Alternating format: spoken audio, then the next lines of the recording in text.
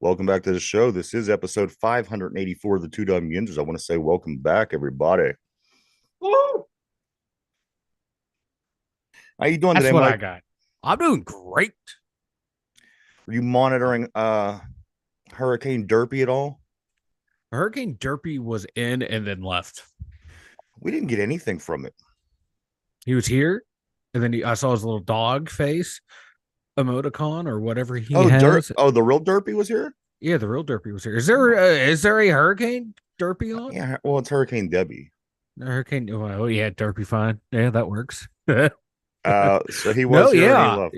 yeah. He would. Yeah, I thought you were literally asking about the Derpster. I saw him in the lobby, and then he was gone. Oh, maybe he'll be back. We'll see. But no, I did not know there was another hurricane up. Hurricane Debbie just hit landfall the other day. Getting a lot of rain down south. I don't know. We're getting rain, but it isn't from the hurricane. But we will see, Mike. There is one thing that is known, though, is the in 31 and a half hours, the Pittsburgh Steelers will be playing a football game Oh, I right can't here in wait. Pittsburgh. It is here. It's time, guys.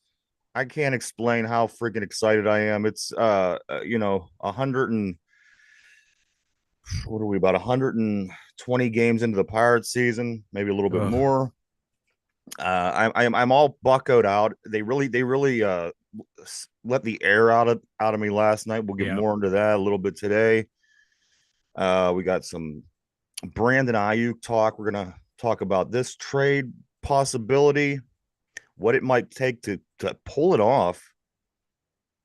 Um, so those are going to be some of the things we're going to talk about today, Mike. I do want to start by saying that the only reason I'm bringing this up, I wouldn't care in any otherwise, but we have talked about this person on the show, and they've had quite an impact on the um, the pop culture here in America. But I did see this that three Taylor Swift shows have been canceled Yeah. in Austria and Vienna. I'm sorry, after two men were arrested in an ISIS-connected terrorist plot against her upcoming concerts. So if you're looking forward to seeing Taylor Swift, you're not going to see her them days. I can tell you that. No, no. I would hate to be the terrorist, when they find out who they are, because they will be attacked by Swifties. They think that they can cause some issues and problems. Look out for the Swifties. They are a loyal bunch. I wish, I had people in my life as loyal as the Swifties and as fervent defenders of me as the Swifties. Yeah, you would have been better off like probably strapping a suicide vest to yourself, because these fans are going to eat you guys alive. I think that should be their punishment when they get found. They get thrown into a stadium, and we let the Swifties do whatever the fuck they want to, and we broadcast broadcast this on TV. Yeah, but it certainly it caught attention, and Yeah, it's obviously she nuts. is It's one of the nuts. bigger stars. It's crazy talk. It's crazy. I hope they get this kind of things cleared up and we can continue living.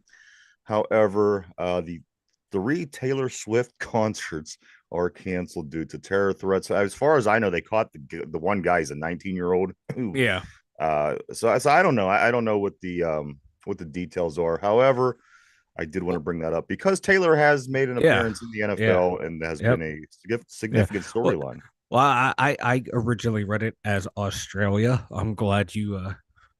I'm like, God damn, what she's doing in Australia right now. Yeah.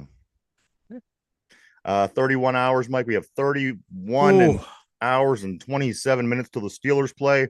I can't wait. We got a couple games tonight.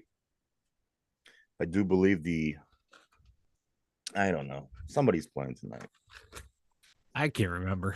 I'll tell you in a I second. don't know. Well, I'm pulling up the All right. schedule So the as well. Lions and There the we go. Giants play at Yeah. 7 o'clock.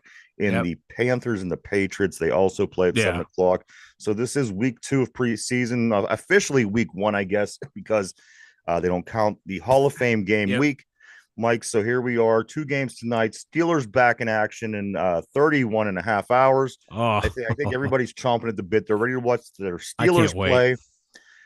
Of course, a lot of people are hoping that we can make some a big addition to this football team moving forward. I do want to talk about that here, Mike, to get the show started. Let's talk a little Yep. Brandon Ayuk. Oh yeah. So from the latest that I got is that there was a verbal agreement between for the details of this trade. That is what is to be determined still. They won a first round pick. I know that. That was something that was going back and forth a Yeah. lot yesterday. We were willing to give them this, that, the other. They won a first round pick. I'm reading again a little bit this morning, something that we went back to yesterday. They have their eye on Pickens and Pat Fryermuth. But as of last night, they were hammering out details, trying to get this trade made. I know that this is a big story, Mike. I mean, it's not only the Steeler Huge. fans, it's not only the fans in San Francisco, but there are football fans all over the place that are Mm-hmm. very, very excited to see if this plays out. Me being one of them. But Mike, verbal agreement, hammering out details, first round picks, Pat Fryermuth, George Pickens. Where's this all going to land, Mike? Um, it's if they want an offensive player, because I know you know, yes, they have George Kittle, but like I was That's reading what I'm today, thinking. Why do you want our Pat Fryermuth? You have a George yeah, Kittle. it was because like the one beat writer from San Francisco was saying like he's played a lot of football, and they want to get that replacement in line, and they think Fryermuth can be that guy apparently, but he's also going to be due a contract. So like they're going to be, but he's not going to demand as much as what Ayuk would demand. I don't want to I don't want to give up one of our offensive weapons. Obviously, you're not going to send back George Pickens.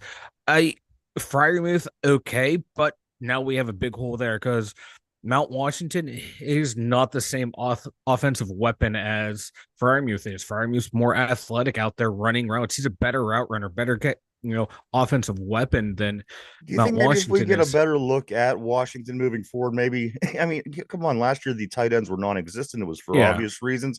I mean, I don't, I'm not throwing Mount Washington off the No, neither train am yet. I I. think that the guy has great size, and who knows? Yeah. I I just he's not as athletic as you see some of these elite tight ends, and I think he's less of an athlete out there in space than Fryermuth. He like Washington's real stiff in his route running and stuff.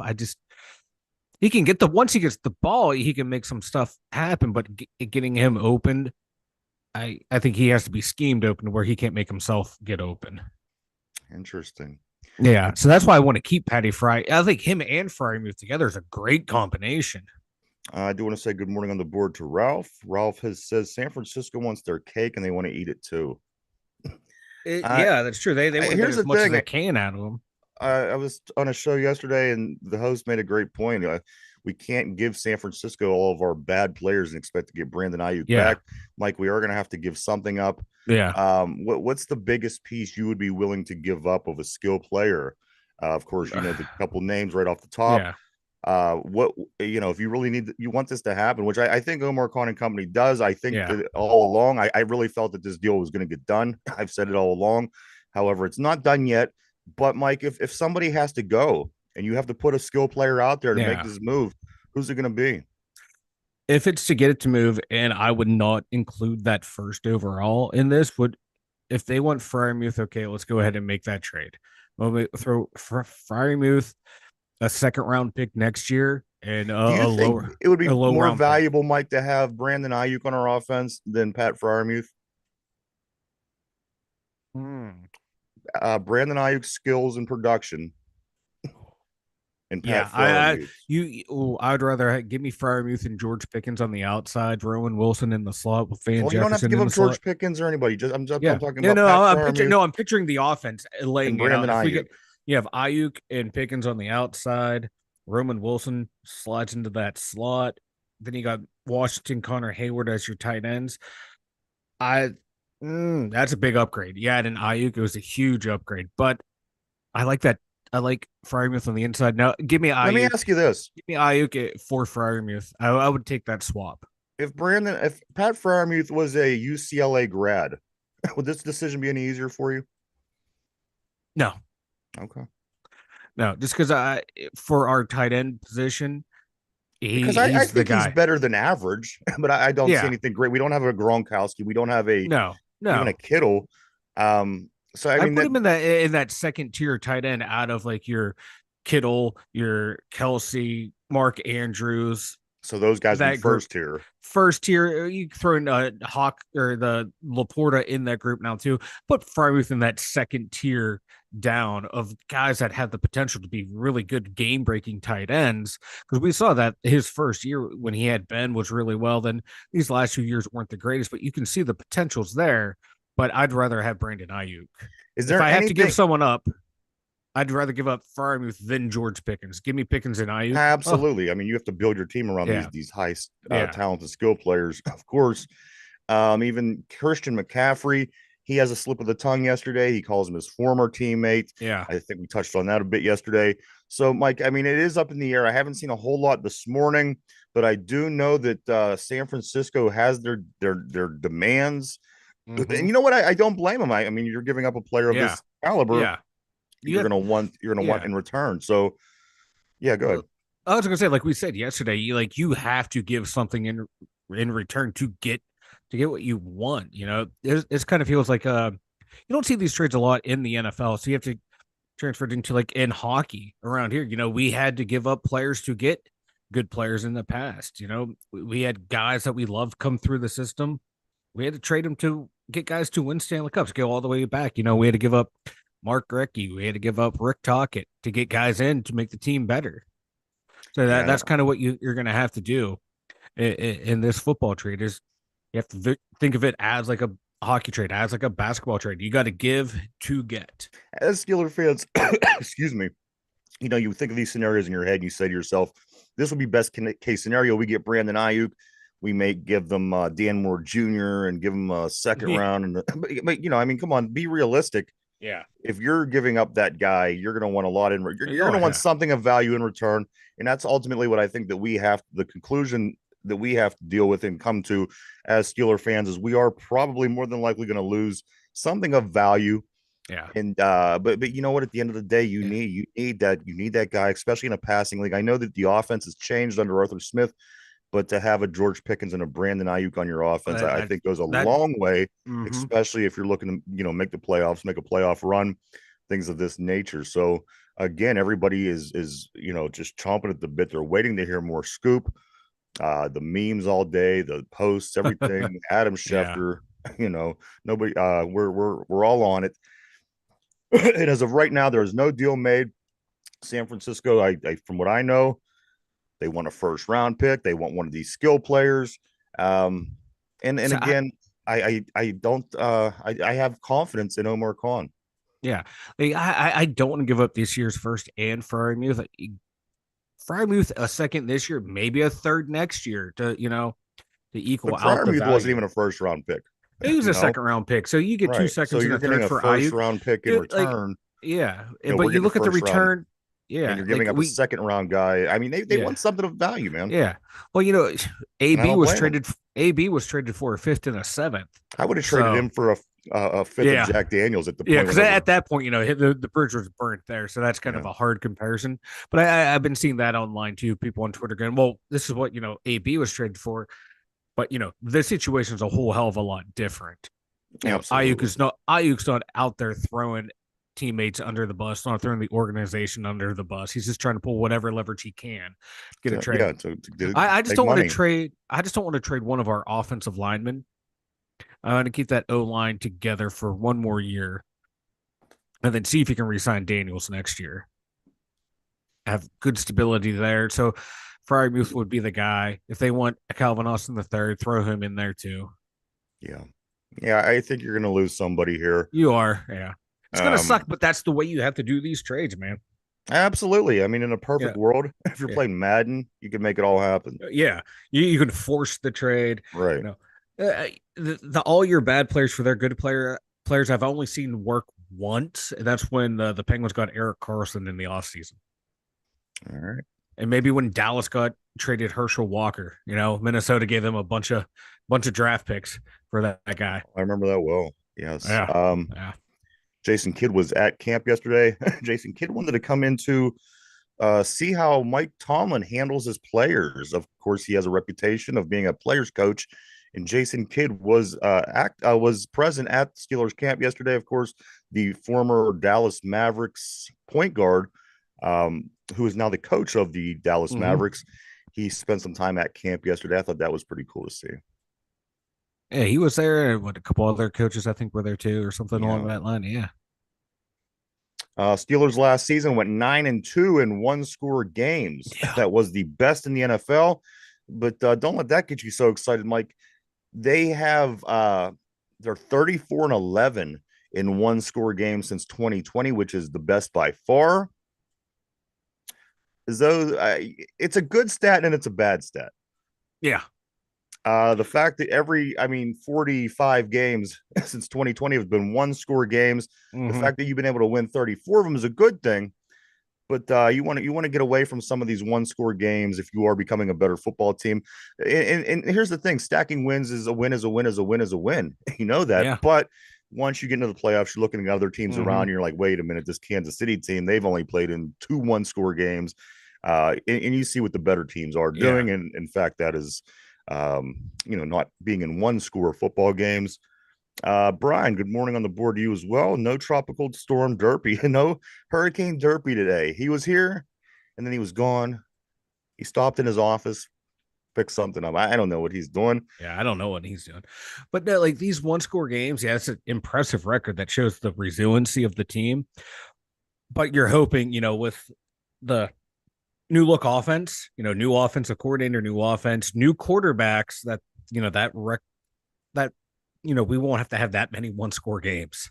Yeah, Hopefully, we'll be able to put up some more I think points. we still will. It's the Steelers. Yeah, yeah, this They're is gonna what be we've fallen every game into. is gonna be a heart attack. Every game is gonna be Yeah, a nail biter. And you know what? That's what you get with the Steelers. Even when they're good, they're not the team that goes out and puts up 40, 50 points. And I think that changes this year. I think we become a little more explosive on offense. Mike, I do want to go over a couple of these highest ranked PFF. We love the PFF. I'm being sarcastic here on the show. Mike, these are your highest PFF grades for returners. These are your top five. I want your opinion on this because I find one of these kind of interesting. Okay. Your top PFF grade for returning players from last year. This does not include guys that just joined the roster in any way, shape, or form. TJ Watt might be in the first guy who comes in with a 91.9. No surprise. Number two on the list is Alex Highsmith with a 90.2. Whatever. Yeah. Jalen Warren, number three, 78.5. Mike, number four is the one that I can't wait for this one. oh, you can't. Do you know who it is already? No, I did Okay. not see this, so I'm actually Well, holding let me with give you the bated fifth breath. first. The number five guy Okay. is Najee Harris with a 76.2. Do you want to take a stab at who you think that number four is on this list? One was Watt, two Highsmith, three Jalen Warren, five Najee Harris. Do you want to just take a shot who you believe that PFF graded as the fourth highest returner on the Pittsburgh Steelers this year?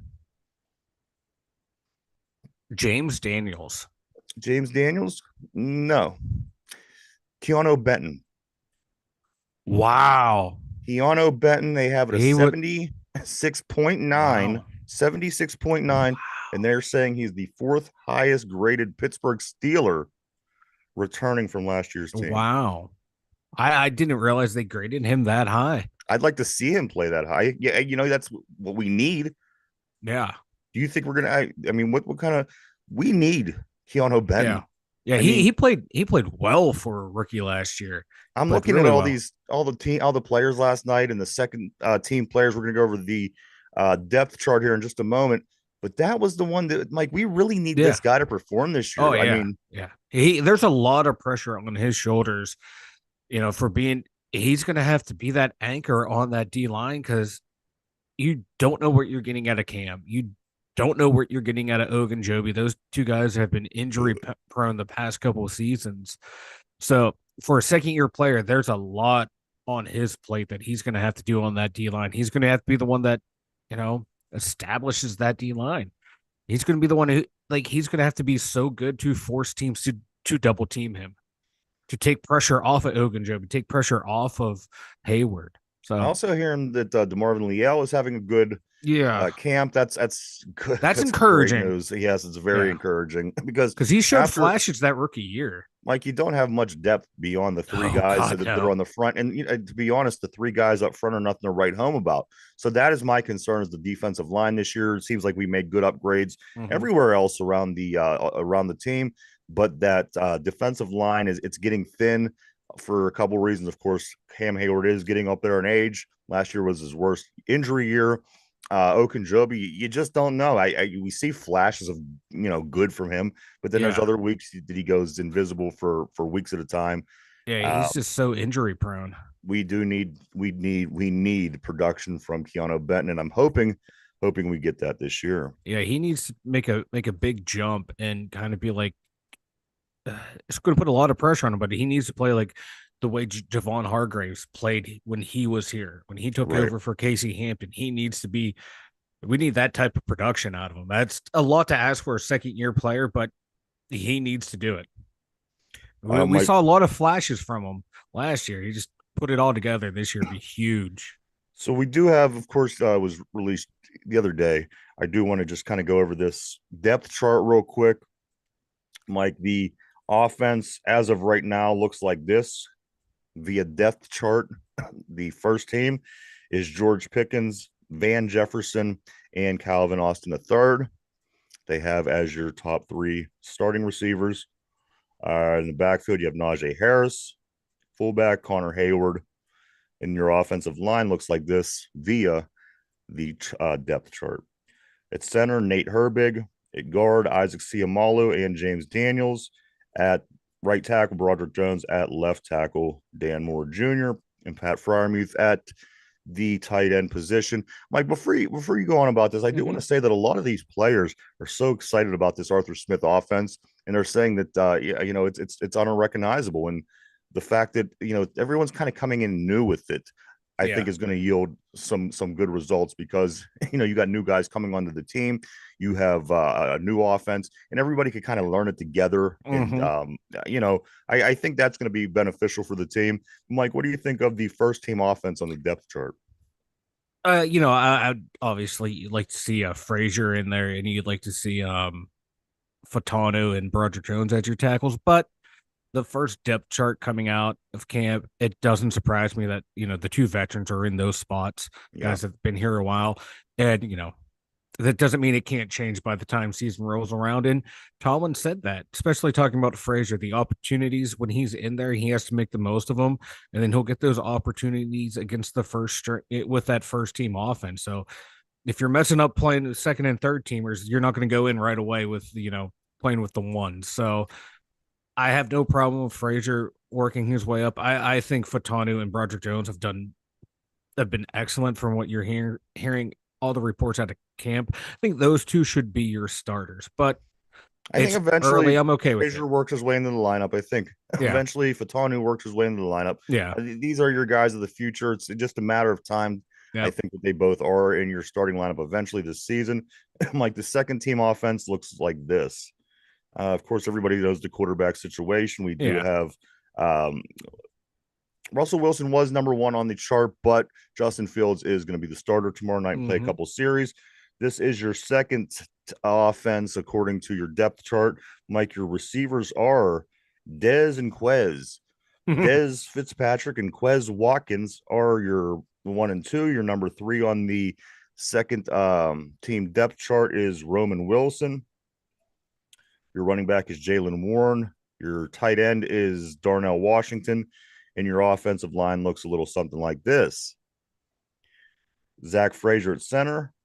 Your two guards would be Spencer Anderson and Mason McCormick. And your two tackles are Troy Fatanu and Dylan Cook. There's some Fatano, obviously. I think he, going to be a starter. Spencer Anderson and McCormick, the two seventh round picks from this year and the year before that Yeah, they think highly of. So that's encouraging. And we talked about him, Frazier. So though that's some good depth on the O line, young depth, but there's depth there of people that they think can take over starting jobs. That's why James Daniels' names came up in trade talks, and for someone to hey, he's probably going to walk in free agency because of Spencer Anderson and McCormick. So on paper, and from what the Steelers hope, decent depth there at O line, which I don't think we've had in a long time. And then beyond that, Mike, I'm just going to throw out a couple notable names here. Third string quarterback Kyle Allen. Your next receivers on the line, whether they make it, whether they don't, they are your third on the third Yeah. team on the depth chart. I'm sorry, Jeray Jenkins and Jacob Copeland and Who? Scotty Miller. Those are your three wide receivers. Cordell Patterson is your running back. Connor Hayward is your tight end, and your offensive lineman on your third team.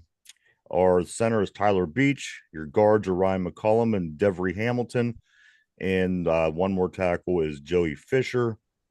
Beyond that, Mike, the list does go on to a fourth and fifth team. Of course, these are going to be guys that aren't going to be on the team. Yeah. Bunch of camp bodies. A bunch of camp bodies. This John Rice Plumley, I know they got him in the late in the draft. He will be battling with Kyle Allen for that last spot, more than likely. Mike, let's jump over to the defensive side of the ball. Okay, Yeah, real quick, Plumlee, they have him back returning kickoffs. that dude's a beast, man. I saw actual I would when not I be heard he was surprised. back there. I thought they were kind of trolling everyone, saying, "Oh, Fields will be back there, so we have this quarterback back there." He No, was he's an athlete shifty. and a half, dude. I was. You're There gonna be might be something impressed. there. Oh, there might be something there.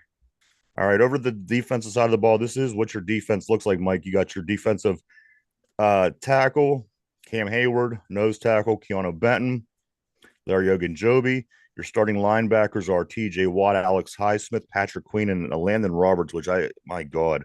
Oh, if that doesn't get you excited hearing that foursome, I don't know what will. Don't turn it Uh, to porn, you, Brian and Brian. and then here in the secondary, Mike, your starters are Joey Porter and Dante Jackson. Your safeties are Minka Fitzpatrick, Deshaun Elliott, and your slot corner is Beanie Bishop. So that's your starting defense. I mean, that's what it's going to be right there. Yeah, yeah, and if they can play the way they did last year, I'll be happy. I'll be happy. They put up some good numbers last year. Second team, backing up Cam Hayward is DeMarvin Leal. Backing up Keanu Benton at nose tackle is Montravius Adams. Behind Larry Ogunjobi is Dean Lowry. Playing backup to TJ Watt is Jeremiah Moon. Patrick Queen's backup is Peyton Wilson. Landon Roberts' backup is Tyler Makovich. Wow. And Alex Highsmith's backup is Nick Herbig. So even the linebacker, I mean, the backup linebacking core is kind of scary. Yeah, They're just not established yet. Yeah, That's the yeah. only We didn't difference. even mention what Golden. Yeah, he's on the third. He's on the third. He's string. on the third Yeah. string. So, my God, Hold on, that outside linebacker. Let me Ooh. get through the secondary on the Yeah, second yeah, team. yeah. The secondary, Darius Rush behind Joey Porter, Corey Dryce Jr. behind Dante Jackson, Miles Killebrew behind Fitzpatrick, and DeMonte KZ behind Deshaun Elliott. And finally, the slot corner, Grayland Arnold. Grayland Arnold at this moment, until Cam Sutton comes back, is the number Yeah. 2 guy at that position, Mike. Yeah. That linebacker depth. That's crazy, man. There's Mad depth. the backups have potentials to be starters. Absolutely. That's scary. At least Peyton Wilson and Nick Herbig could potentially be starters. Matakevich is your special teams ace. Jeremiah Moon, he's a work in progress. So we'll see. All right, third team on our depth chart of this Pittsburgh Steelers defense, Mike. Your third string defensive tackle is Isaiah Loudermilk. Your third string nose tackle is Braden Fajoko. Your third string defensive end, Logan Lee. Let's get to the linebackers. Third string at Watt's position is Kyron Johnson. The other outside is Marcus Golden. Your two inside linebackers on the third string on the depth chart are Mark Robinson and Cole Holcomb. Even your third string, yeah, it's kind of scary. Yeah, because once Holcomb comes back from injury, he was a starter in this league, and for two teams and played well, but the injury bug is what gets them. And And that's Mark the same Robinson thing. I'm sorry, go ahead. and Mark Robinson, real quick, can he can be a valuable member on the special teams. Yeah. That's if he makes the team. I don't think he makes it I though. don't think Mike, I was coming up out of my mouth in the next Yeah. 8 seconds. I Yep. think this is the last straw. I think I think they go through preseason with him. He doesn't make the final 53. I don't think he makes 53, but I think he makes the practice squad. Very possible. Also, the defensive backs on the third string, Mike Anthony Everett, Kalen Barnes, Nate Meadows, and Ryan Watts, and of course your corner, your three corners, Cam Sutton, which he is not Yeah. available to play. And then beyond that, Mike, a bunch of other guys that will not Yeah. be on the team. Nope. I'm not even going to spend any time. And then finally, your special teams, Mike, on the depth chart, it looks like this. Cameron Johnston, who I'm hearing nothing but great things about, punting the ball, huge upgrade from Harvin. Chris Boswell, I mean, come on, what can you say about him? You really don't have to. We do have a backup, Matthew Wright, at camp, who's going to be competing probably to keep Boswell's level high. I think that's more or less what he is. Kuntz is your long snapper, of course. Cameron Johnston is your holder. Cordell Patterson is your kick returner. And finally, your punt returner, Calvin Austin III. I like our special teams. I like them a lot. And that's not including the name Miles Killebrew, who is a special teams captain. So yeah, demon out there. Him, Matakevich, and then like you said, the kicker, the punter, the returners. My God. And even as you said, Mark Robinson, he's an impact player, and if he makes that up on special teams, that's going to be his ticket to ride if that in fact does play out that way. But again, I can see him not making the final 53, but practice squad is definitely not out of the question. Mike, your AB watch, baby. AB watch. Here we go, Mike. As of yesterday, of course, everybody knows that presidential hopeful Kamala Harris had chose her running mate. This is Tim Walz. Tim Walz. So yesterday, AB says this: Tim Walz, faggot of the day. What? Don't shoot the messenger. Don't shoot the messenger. You know what? Go to AB's X account and comment if you'd like. But Tim Walz, faggot of the day. That's coach, man. Coach. He running a 4-4 defense in high school, man. Put some respect on his name. Mike, another thing. Of course, he would say that about a defensive coach. Mike, I don't know anything about that, but I do know this, that the Cleveland Browns, can you tell me if this holds any truth? The Browns unveil plans for a $3.8 billion Brook Park Dome complex in a letter to the season ticket holders. Mike, is this a true thing? That what I'm reading, it does seem like a true thing, because at first I thought it was a joke as well, because they said a dome. If this is true, everyone is saying they need to be kicked out of the AFC North. You know what? If they do, you're going to have Super Bowls in Cleveland. I mean, what do you do if you're the Browns? Well, finally, a Super Bowl will go to Cleveland. Yeah. But you can't have a dome in Cleveland. Come on now, Cleveland. I talk shit on you all the time, but you're like our little brother. You should be wanting out in the elements. Don't be little bitches. It's football. You play the football in the rain. You play football in the mud. You play football in the snow. You're not the Minnesota Vikings. You don't play in the North in a dome. Get the fuck out of here. No, so if you want a dome, you go down south. You don't like the dome in Cleveland, right? I don't like the dome in Cleveland. No, I don't. All right. Tonight, guys, I didn't think I would be like this upset about it, but if it was like any other team, not in the AFC North, I would. No, an AFC North team with a dome. Get the fuck out of here. All right. There you have it. I'm not a fan of the dome either. I'm not. However, if they get it, I can certainly see the economic benefits for the city it'd be huge of Cleveland. For them, so it's smart. But it's smart, so it may not happen in Cleveland. I think we could all agree on that. Right? Mike, tonight again, we do have the Lions versus the Giants, 7 o'clock p.m. start. Also, the Panthers and Patriots this evening at 7 o'clock. The NFL is here, guys. Kicks off, and for us, we have 31 hours as Pittsburgh Steelers fans because tomorrow evening, the Steelers will be playing their first preseason game of the year against the Houston Texans down on the North Shore. Everybody's fired up. I know that people that are going are chomping at the bit. Brian on the board, a great friend of the show, he's going to be there. Our very own Derpy's going to be there.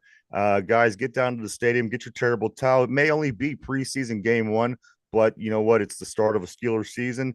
It was a long off season, and I think everybody's ready for their black and gold to be back out on the field, Mike. I can't wait.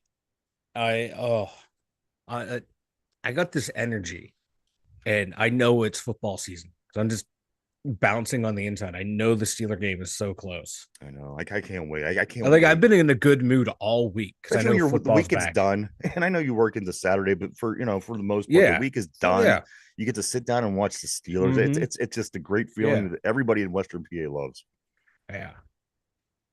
Uh, Mike, speaking of football, the Pittsburgh Riverhounds and the Detroit City FC soccer team, they draw to a 0-0 full-time tie. But again, Mike, in soccer, that's not the worst thing ever. Getting a tie is no. somewhat beneficial, correct? Yeah, yeah. Get the 0-0 tie and get the point. Get the point and get out of there. All right, so that's better than taking the L. So Yep. Yep. Riverhounds 0, Detroit City FC 0, 0.0. Uh, all No way to. right. I don't want to do it, but here we go, Mike. This is Oh time. It's time yeah. for the battling Buccos. Mike, let me tell you this. They dropped them under 500. They're 56 and 57 with the loss last night, a 10-inning loss to the San Diego Padres. They lose 9-8. Very, very winnable game. I want to get into a lot of that here, Mike, but I do want to start by saying this. This is the first 3-game losing streak by the Mm-hmm. Pirates since May 14th. May 14th. Yeah. Mike, it's August 8th. Yeah. That's almost 90 days. They haven't lost Yeah. 3 games in a row. So say what you will about this Pittsburgh Pirate team. I say that they're average, and I think that average They are. teams can do things like this. And Mm-hmm. Mike, at the end of the day, there's 56 and 57 Pirate team. Are they any better than an average baseball team?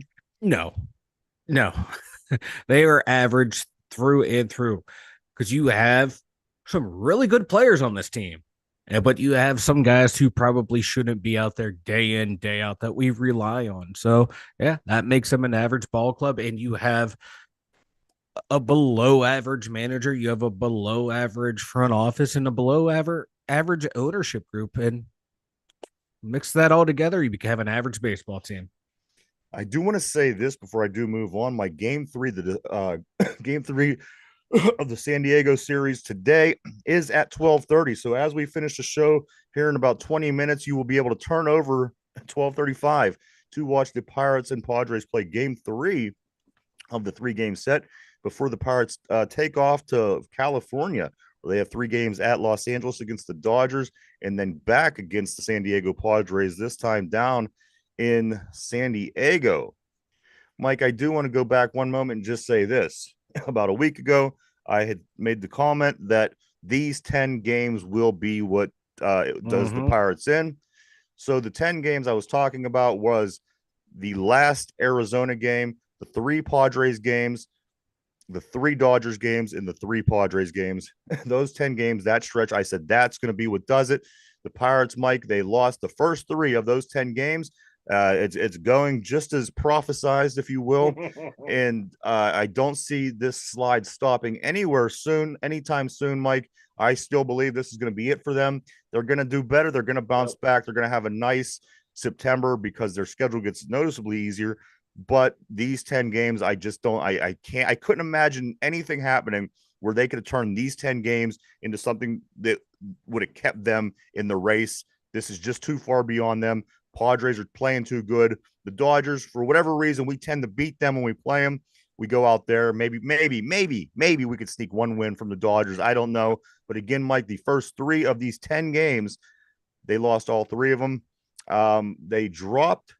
Let me give you I'll let you comment in 1 second. Let me give you what the division looks like, and then you could give your comment on it, Mike. Of course, the Brewers in first place. St. Louis is 6 games out. Pirates third place, 8 games out now. Chicago 9 games out. Cincinnati 9.5. The Pirates 4 games out of the wild card. Mike, game 3 of the San Diego series, game 4 of the 10-game terror stretch. Is there anything to do at the end of these? Any way at the end of these 10 games, the Pittsburgh Pirates will be in any shape to bounce back and make be any significance here in a month from now? I personally think that that's not enough time for a team to climb, especially a team like the Pirates. What do you think, Mike? No, they're dead. You know, they are dead.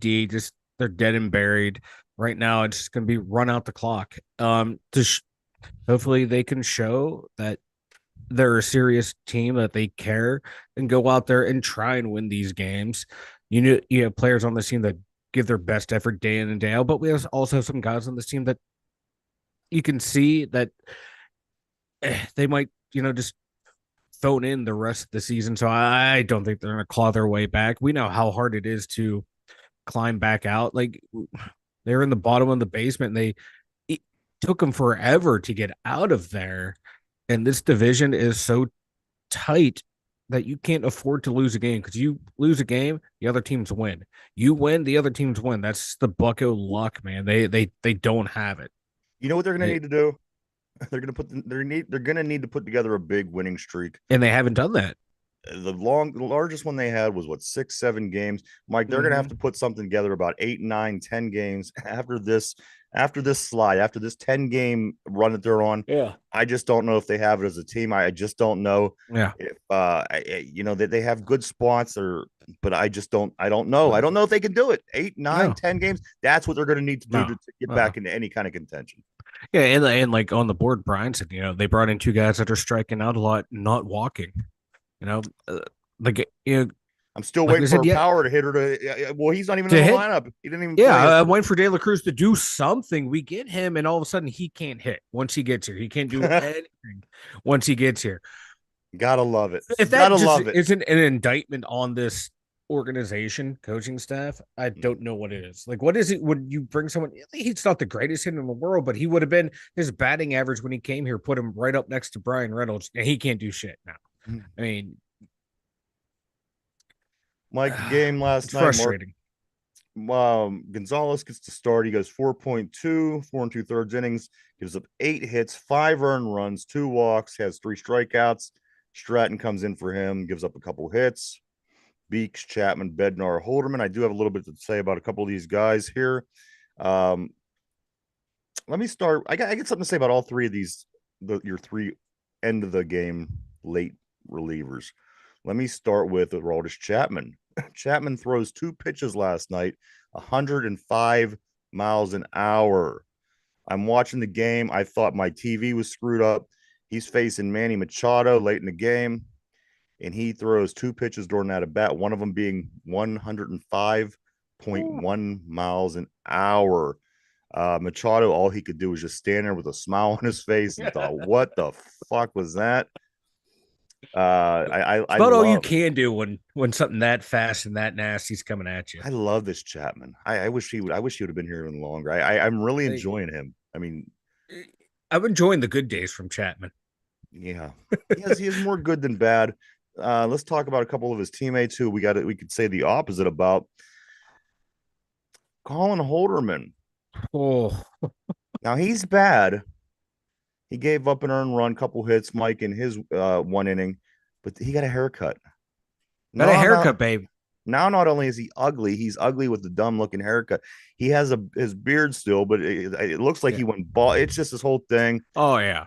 He was trying to change it up, and it did not change up. Yeah, it certainly didn't change his luck on the mound either. Oh God, no.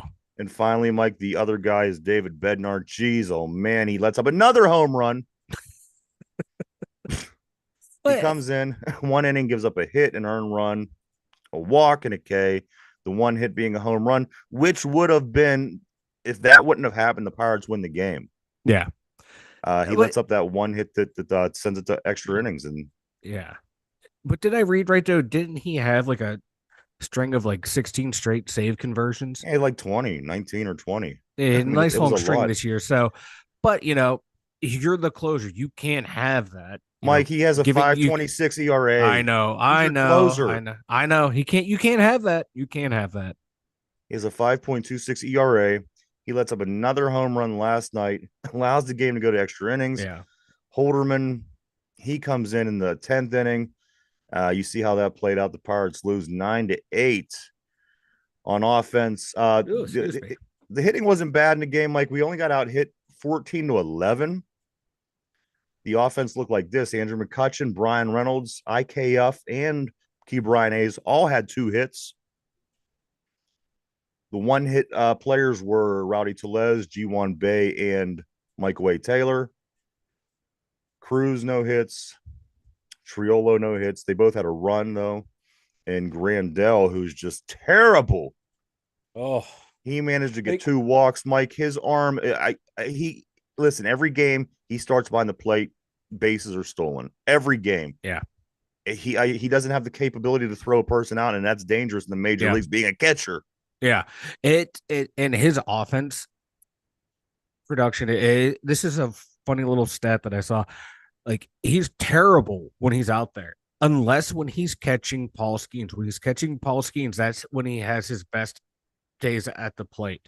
That's the only time he should be out there from now until the end of the season is when Paul Skeens is pitching. He just needs to sit his ass down and play Joey Bart, you know, every day, and you get your one day off a week. Joey Bart is by far a superior catcher for a couple reasons. He could hit the ball out every once in a while. He's nice at the Mm-hmm. plate, and he's been gunning guys out trying to Yeah, steal. Grandal has done none of that. yeah, Again, he does catch Paul Skeens. Maybe, as you said, just have him catch the yeah. That's all Paul he needs to Skeens do. day. Yep. Besides for that, this guy he's worthless. Mike, game 3 of 3 again today. We already lost the series. We lost the first 2 games at 12:35. 20 minutes from now, we will have the first pitch between the Padres and the Pirates here at Pittsburgh. Tomorrow, they head out to LA to start a 6-game series against the Dodgers and then back against San Diego in San Diego. Your starters for the game today, Mike. Luis Ortiz starts today. Everything got pushed back 2 days ago because they slid Bailey Falter in. Yesterday they went Gonzalez. Today they go Luis Ortiz. He comes in with a 5-2 record, a 3.21, and 65 strikeouts on the season. And finally, we get a pitcher that isn't a dominant pitcher for the Padres today. Randy Vasquez, Mike, comes in with a 3-6 record, a 4.62, and only 50 strikeouts on the season. I like this. Maybe, just maybe, the Pirates have a chance. But again, this is game 4 on that 10-game terror. We'll see where they land when it's all said and done. Would it? Could they drop all 10? I don't think they will, but I think they could certainly. They Yeah. could certainly do that. Yeah. I don't think they're going to. I think they'll win. Yeah. They'll win one in Los Angeles. Yeah. And you got to think at some point they're going to win one against the play. You can't imagine Yeah. you're going to lose every game of the season of the Padres. Maybe today, maybe against this Vasquez who's 3-6. If they get right around 2 wins is what I'd expect this team to do in these 10 games. Yeah. I hope they can pull something out, but if they're anything like the team they were last year, I can see them losing all 10 or 9 out of 10. But you got Jared Jones coming back. You do got Paul Skeens. So I mean, Yeah. you do have a few things that are different from last year, Yeah. Mike. But again, it's not looking. It was looking good until the beginning of these 10 games, and there was a chance, and they were still winning. They were only an arm's reach away from some of these accomplishments they want to achieve. Mike, I'm telling you, 56 and 57. I think that this is the beginning of the downfall. Of course, now under 500, starting on that 10-game terror. They haven't won yet. The first 3-game losing streak since May 14th. This, I think, is where it falls. But you know what? The Steelers play tomorrow again. Isn't this what the Pirates are? Did they do their job or did they do their job? They kept us they in. did. They kept us in it until the Steelers came, and Yep. couldn't ask for anything more. You could ask for more. You could ask, Pirates, to be in second place, have that wild card spot locked down. But you know what? But realistically, this is you got to be happy with what's going on. And again, Pirates made it. They made it. They made it to the finish line. They got it. They got us to preseason kickoff. And in 30 hours and 42 minutes, we'll be watching the Steelers, and none of it will even matter anymore, Mike. and that's what I'm waiting for. And again, everybody in Western PA is excited. You're seeing it, you're hearing it everywhere you go. You're starting to see the jerseys come out, Yep. and it is always a good thing to see here in Pittsburgh. Yep. Mike, why don't you go and tell everybody about the website, man? The 2dumbyinjers.com. Just head on over there, especially if you're new here. And if you are new here, make sure you like, subscribe, all that fun stuff. Yeah, over there, check it out, man. We got the blog up there, my dumb thoughts that I put up every week. We got the merchandise store. You can buy all your finest 2dumbyinjers merch. And yeah, just check it out. The 2dumbyinjers.com. Go check that out, everybody. www.the2dumbyinjers.com. That's www.the2dumbyinjers.com. All right, Mike, today we have for trivia question of the day, this is going to be a Houston Texans question. Because, of course, that's who the Steelers play this week. We do have the Houston Texans. So today is the Houston Texans trivia. Play on the board if you'd like, Mike. Put on your thinking cap, because here we go. On yesterday's show, we talked about the trivia. What was the first year that the Texans were in the league? And we came to the conclusion that it was 2002. 2002 was their inaugural season. Mike, the question for you today is, and everybody at home, who was the first Texans head coach in their franchise? I'm looking for the very first Houston Texans coach back in 2002. Take a moment to think that over. We're live 5 days a week right here, Monday through Friday, 11 a.m. to 12 p.m. Eastern Standard Time. Right here on YouTube. We are currently still doing we have a couple things left we have to do with the podcast, but I'm thinking it's probably going to be up here at the beginning of next week. The show right here on YouTube is still available every day. We do hope that you check it out. All right, Mike. So the question of the day, this is your Houston Texans trivia question. We just figured out the other day that 2002 was the first year of the Houston Texans in the NFL. Today, I want to know who the Texas franchise first head coach was. Who the Houston Texans franchise first head coach was. Mike, any thoughts? I have none. Like Tom Coughlin's popping in my head. That's Jacksonville. Butch Davis is popping in my head, but he coached the Browns. The Texans.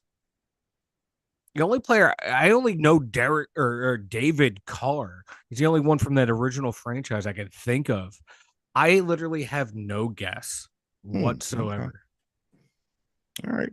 Question of the day. 2002 was the Houston Texans inaugural season. I'm looking for the Texans first head coach. Who was the head coach of that expansion team when they started in the NFL? Mike, final answer. Is that your final answer? That's my final answer. I have no guess whatsoever. All right, you might kick yourself when you hear the answer, Mike. The first coach ever for the Houston Texans was, of course, the former Pittsburgh Steelers assistant coach, Dom Capers. Capers. I'm picturing him now. Yeah. Dom Capers. You know what? I don't know if I would have been able to pick that out of the blue. Once I looked up the question, I was like, oh yeah, that's. I thought he coached the Panthers at one point. He might have. Jesus. So Dom Capers, there you go, the first coach ever. Brian Bill Cowher.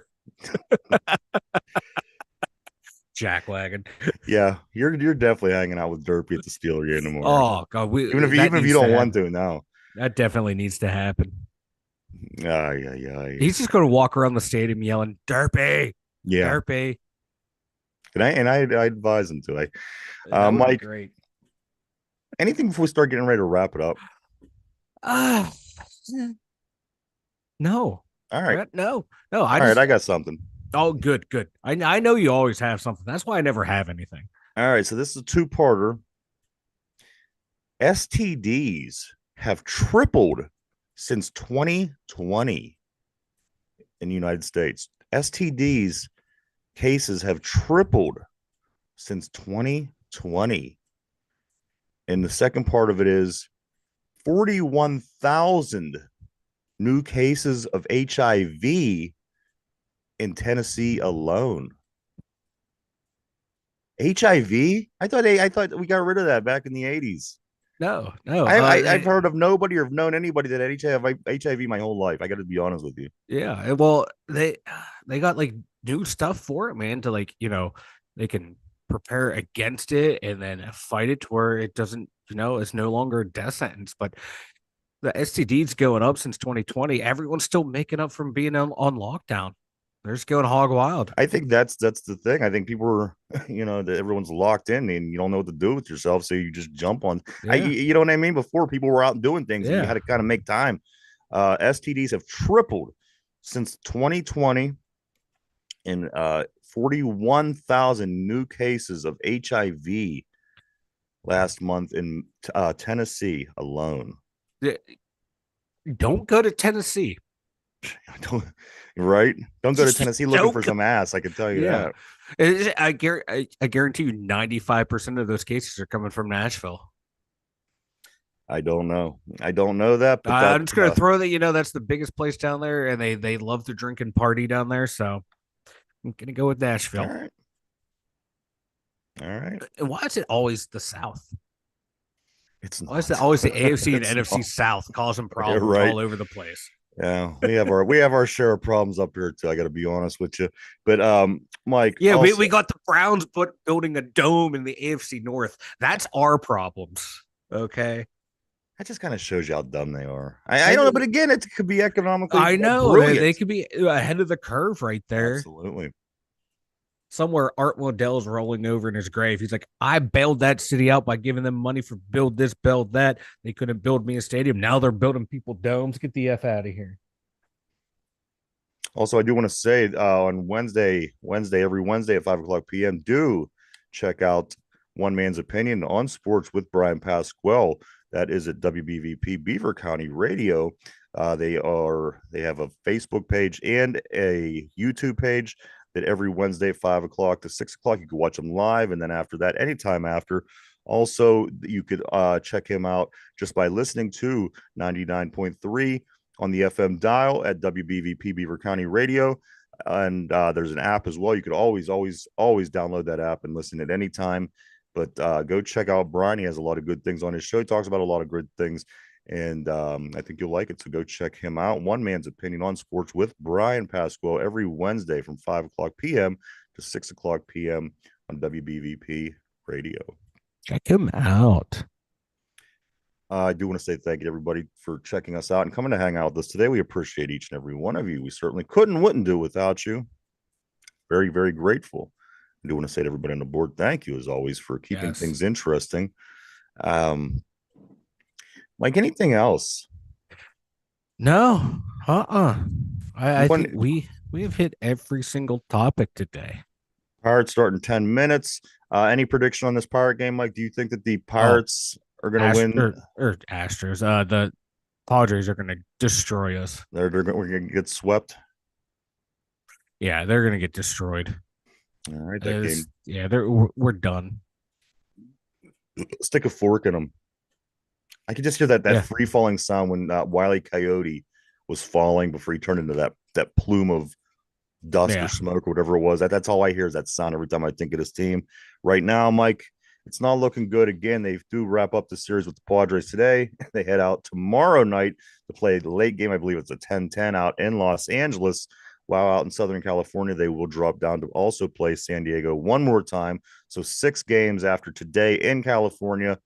It's going to be a tough road if you are a Pirates fan. If you're pulling for this team, you know what? They're still in it. At this point, they're technically still in it, but they have to have some miracles and good, really, really good things happen in their favor. Of course, Nick Gonzalez and Jared Jones will soon be back. I know that will help improve a little bit, but it's going to be tough, Mike. There's a lot of good teams. Yeah. They're right in the mix with these teams. It's just I don't know if we're good enough to be the team that comes out of that cluster of teams to grab a playoff spot wild card. At one time, I thought it was a possibility. However, as things go right now, it's not looking good. In the next 7 games, next week or so, is going to be tough for the Pirates, Mike. That's good. Yeah. If they can manage it and they can weather the storm, just maybe, I don't know. Maybe they have the pitching to pull something off. But right now, it's not looking good. Again, they lose today. That's No. 4 in a row. That will be 4 of the 10, Mike, on the 10 of terror. And again, 4 in a row for the first time since May, maybe even further than that with the 4 in a row. Pirates here in about 7 minutes, first pitch. Steelers tomorrow night. Can't wait against the Texans tonight. NFL Lions versus the Giants, 7 p.m. Panthers versus the Patriots tonight, 7 p.m. The NFL is underway. We will be back tomorrow, first thing, to talk about the Steelers. Get ready for the big game. Hopefully have some great news about Brandon Ayuk. I would love to That would fill be tomorrow's awesome. show Oh, with Brandon Ayuk. That is best case scenario. But Mike, anything before we roll? no, just make it happen, Omar. Make it happen. Make it happen, man. He's done everything good to this point. So I have confidence in Omar. I do believe he will get it done. But for Mike at the Steeler Central Mobile Studio, myself, the Two Dumb Yinzers, everybody have a great day, and we'll see you tomorrow. Bye bye.